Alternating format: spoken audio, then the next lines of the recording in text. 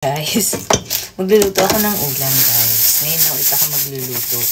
Mula nung nagkasakit ako. So, ano nga bang ulamin ko, guys? Ayan. Charan! Di ba pang mayaman? Pero 3 piso lang. Mag-4 na piso dito.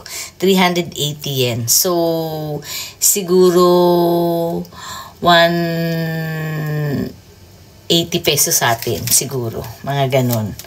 180 pesos siguro. Dice steak siya. Saikoro steak ang tawag. Pero dice steak siya. Napakalambot nito, guys. Igigisa ko lang siya sa butter and garlic. Tapos magpiprito ako nitong talong. Dahil nakita nyo naman, kulubot na siya. Dahil hindi nga ako nakakapagluto. So, kawawa naman. So, ipiprito ko na siya.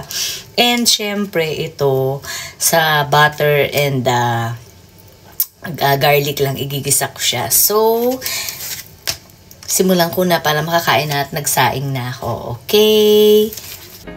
So, ayun na nga guys. Dahil may narinig ako nagsisigawan, hindi ako nakapag-videong magluto. Dapat magbi-video ako guys actually. Pero dahil nga chismosa ako guys, nanood muna ako ng mga away dyan.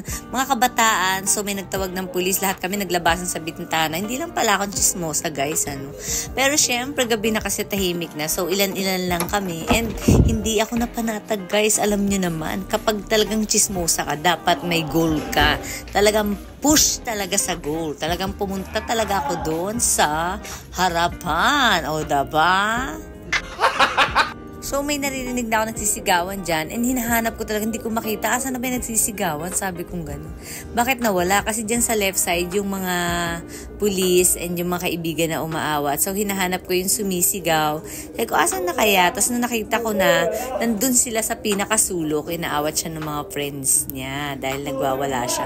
Tapos, gumilid, tinatago ko yung camera. So, ayoko na nga makigulo dahil baka makita ako. Alam mo na, isisiksik ko pa ba yung sarili ko? Baka akong awayin. So, syempre, tinigil ko na ang goal ko. Bumalik na ako sa aking house. At syempre, guys, hindi pa ako makain, naisip ko. So, hindi na ako nag-video. Niluto ko na. So, ayan na siya, guys. Ginisa ko lang nga siya sa bawang. And dyan sa pinagpituhan ko ng talong na yung kanyang mga butter na tira-tira. So, ayan na guys.